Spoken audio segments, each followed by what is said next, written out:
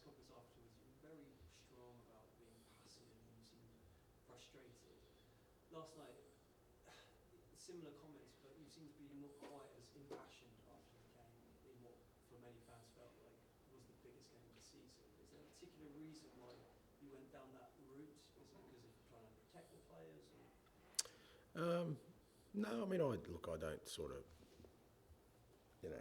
gauge the tone of what I say. I think the similarities were there in that, again, we just allowed, a very good team to take control of the game, and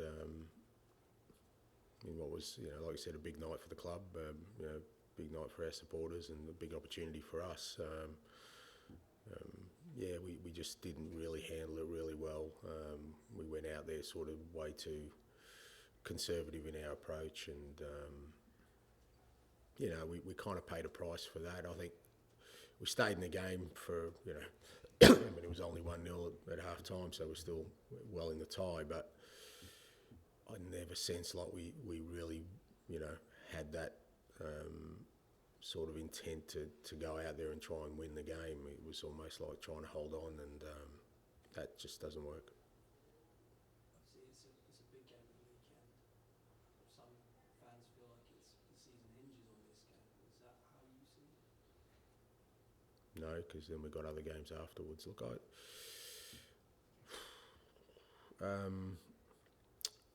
once again, I just don't think about what I do in those senses.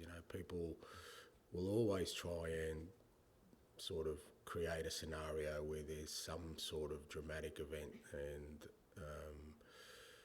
the reality is, say we win Sunday, what does that mean? We can go in against Manchester United the following week and just say, well, that we've won the biggest game of the year, so that's okay. No, it doesn't. I don't believe that. But I get why people sort of talk in that manner, because it means that if we're not successful, okay, well, geez, what does that mean? What does that mean for the manager? What does that mean for the team? What does that mean for the season? So I get that people want the drama around that, but the reality is that we've got an important game Sunday that we want to win to stay in the competition, and then we've got an important game the following Sunday. So nothing is season defining until you get to the end. Ange, we talk about the lack of intensity, and quite a few of the critics backed onto lack of fight or lack of fire, or however you want to term it, from last night. Is that a natural part of the same players running on empty? Is that what it is, or is it different? Look, I think it's a combination of both.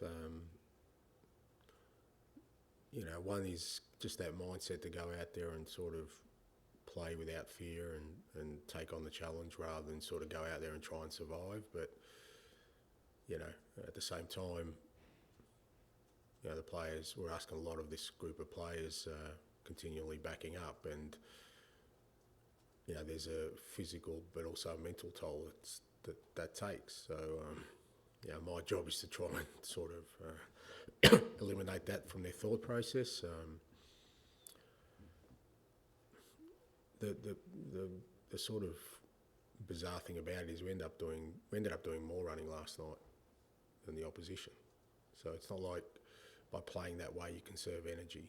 But sometimes in your mind you think, if we go out there and press really aggressively and really play at a high tempo, high intensity, will we be able to last? Now, like I said, we've outrun the opposition, but that's because we were chasing the ball most of the night and we were so passive in our approach. So it's about trying to, sort of educate the players on, even when we are sort of asking a lot of them from a physical perspective, it's much more efficient to take on the opposition than to kind of, like I said, try and survive out there or try and sort of save what energies you have for important moments.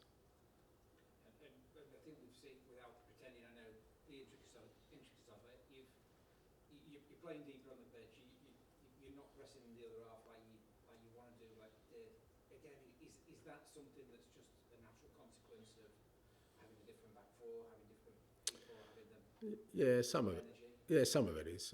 It's a combination of these things. It doesn't help when we're constantly changing. But like I said, I think last night, I think we kind of, and look, I always think with these things, well, okay, well, it's easy for me to sit here and sort of say we did this and we didn't do that, but then you're kind of self-reflective and say, well, what sort of information did I give the players before the game? How did I prepare them for what's ahead? And maybe there was some underlying messages that they got around sort of, we're 1-0 up, we've got to limit Liverpool, we've got to be strong defensively because they're such a good side. But I think that just sort of feeds into kind of the game they want to play.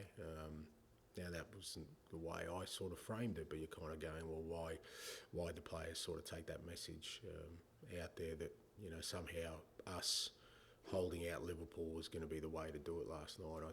That's certainly not the way I thought we would have a chance of success. And like I said, we could have gone out there and pressed them and still lost the game. That's a very real possibility because they're a very good side and they're in a good moment. But at least if we did that, we'd say, okay, well, we tried to do what we're good at, and it didn't work. We can learn from that. I don't think there's a lot we can learn from last night in terms of our football. There's a lot we can learn about how we handle the situation. Yeah, just relates to that. Deep down, all your players believe they could win last night. Yeah, of course. Why wouldn't they? There's no reason why you should go out there not believing you can't win any game of football, but certainly against a team that we beat a month ago. So yeah, of course they believed it. Just pick up on what you're talking about, the gap with Liverpool and taking all the players you've got out. Once you've got the whole squad back, if that ever happens, how big do you think the gap is between Tottenham and Liverpool? That's hard to say because that's kind of, like I said, will that ever happen? And is there a moment in time where you can measure that? But because it's not just getting the players back, it's also getting the players back and getting them to a level that it's not like they're going to come back after 2 or 3 months out, some of them, and sort of hit the levels they want. But at least we then have an opportunity to match it against teams from even in terms of changing the game mid-course. I mean, substitutions, we're kind of, at the moment, we're really hampered in what we can do because, we've got sort of youngsters on the bench that I don't really want to expose to that kind of environment. So I don't think it's about sort of us measuring ourselves against Liverpool. It's about us kind of assessing, where we're at when we've got sort of a more robust sort of squad that can deal with what we're dealing with. It's like asking you about the belief of the players. Do you have belief in the character of the players? Yeah, absolutely, yeah. Again, like I said, it's really easy. People can sit back and, in the comfort of their sort of surroundings and say, oh, look, they're not trying, or, they lack fight or they lack character, but that's not what I see. And as I keep saying, maybe it would have been better off if we weren't in the semi-final and we had a week off and preparing for an FA Cup on Sunday, and people would look at us differently. But the fact is, we got to a semi-final. These players worked really hard to get there. We didn't have an easy road to get there. We had a disappointing night last night for sure. But no, I don't question the character or the determination of the players to continue on and try and bring success. And on that, a lot of clubs don't win trophies. Only a handful of teams have won the domestic cups in this country in the last decade. But why do you think Spurs do seem to get so much stick for this? Oh, look, I can't talk about it historically. At the moment, like I said, we're an easy mark at the moment because there's kind of inconsistency in our play, and everyone's sort of saying that I'm making excuses about injuries and all that kind of stuff. So, and it's kind of easy with the club obviously not having won a trophy in a long time for people to, like I said, pile on at the moment. That's the case with a lot of clubs. Yeah, it is. But I think, I don't know. Look, that's something probably for you guys to reflect more than me. I've only been here a short time, but it does feel like there's very much an eagerness to kind of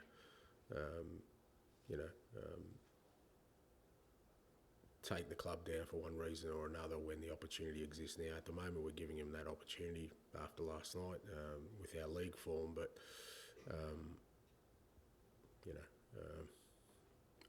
as I said before, I think that can't chart our way forward. That can't be our motivation.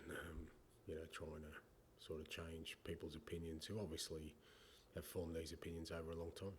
Do you think you're an easy target as well, but with your sort of the way you play, your background, people sort of jump into kind of... Again, I think that would fall in the trap of me kind of reacting to this stuff.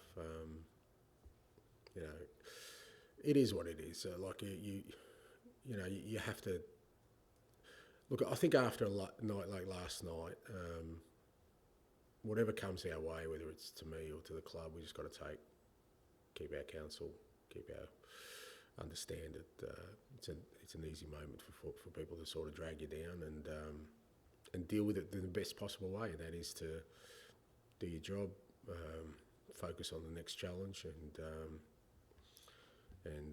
find a way to get to where we want to. It does feel like the team could look very different. I think could be kind of transformed in a couple of weeks. But with respect to if the team loses a bit this weekend, would you expect to still have that time to be in charge in 2 or 3 weeks when all these players are back? Me personally, I mean, that doesn't really enter my headspace. Again, and I get that. That's obviously a massive topic of discussion because, when things aren't going well, you kind of look at the person who's largely responsible for that, and that's me. So it is what it is. You just got to get on. It doesn't change the decisions I make or how I feel or, how I work today or how determined I am to continue on this path. But right now the focus is on getting this group of players recovered for Sunday, big game Sunday, and hopefully get a positive result. And then, as I said, over the next couple of weeks, we'll get some significant players back, which I think will help the playing group. No, Mickey probably, like I said, it's going to be a bit of a slow burn. The ones who are definitely close are guys like Vicario, Destiny, Wilson Odeber, Matters, Brennan at a stretch. They should all be back in the next sort of either midweek next week in terms of training or the week after, but over the next 2 weeks they should all be available. Thank you. John, and then finish with Don, please. You've listed all the players that are absent, and it seems that the list is as long as it is in February as it was in January and December and November.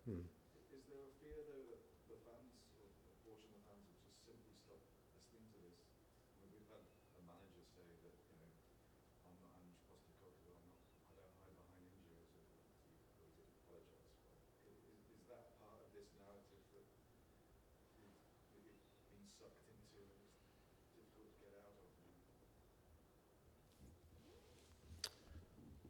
I don't know how it's a narrative when you're just stating facts. So, if people don't see the situation we're in as something significant, well, there's nothing I can say to that. If they look at that list of players and say, well, that shouldn't make a difference, well, I really don't know how to answer that. So, I get that people, it kind of does, maybe the senses get dulled and people get bored, or, like I said, everyone wants a bit of drama, and that's not drama, that's just stating facts that we've been missing some really key players for a very long time, and we've had to deal with that. And whether people see that as significant or not, again, for me, if people think I'm here trying to create a story out of nothing, I don't know what to say to that. So, and as for other managers, mate, he's had his 5 minutes, so let's move on. I don't. He's had his 5 minutes, mate. That's good enough for me. You also mentioned the semi-final. It seems the semi-finals are tricky, aren't they? Because you don't get a trip to Wembley if you lose. But the disappointment of losing it sort of wipes away the achievement of getting there. Is that what you're saying? Yeah, especially for the players, and I understand that because like I said, it was a real disappointing. It's not like we were disappointing over both legs. I think we played really well in the first leg and gave ourselves a chance last night, but we were one of only 4 teams left, so would have been better if we got knocked out in the first round and we didn't play last night and had the night off and prepared for Villa on Sunday, and then maybe the noise around us wouldn't be. But I'd much rather be where we were last night, as painful as it was, giving ourselves a chance, and hopefully next time we get into that position, we'll handle it better. Dom's finished, please. And the injuries during this time, the last couple of months, it obviously impacts your enjoyment in the job, and it makes it less enjoyable because you've got fewer options. Can it get to a point, though, does it get to a point where it actually becomes unenjoyable, your role as manager, with this unprecedented number of injuries? Can it get to the point where it's actually just not that enjoyable? No, it never gets that, because the responsibility I have is not around me enjoying anything. My responsibility lies in trying to steer the club and guide the club, through this process to get us to where we want to. So it doesn't, it doesn't sort of dampen my determination or my will or desire to get us to where we want to. It's a challenge, but again, there's always challenges in football. There's always challenges in management. That doesn't change. But it's not like I woke up this morning and, to be fair, I didn't sleep, but it's not like I got up this morning and, didn't want to come in, came in early, and I want to try and help everyone, players, staff, to make sure that we get ready for a big game on Sunday. Does it go the other way? Is it extra fuel, having those fewer players, or would you say also not to that either? It's not about extra fuel. Again, I try and take out, because again, it's not about me. It's not about what I feel and what what motivates me. It's about the players. They're the ones that have to go out there, and they're the ones that are at the moment. We're going through this really, tough period of asking a lot of a small group, and I don't want them to sense that somehow, how I feel or my emotions are priority in this. They're not. The priority is the players. How can I and the rest of the staff support the players, guide them, give them direction and feedback, so that we can, get through this and come out stronger. Thank you.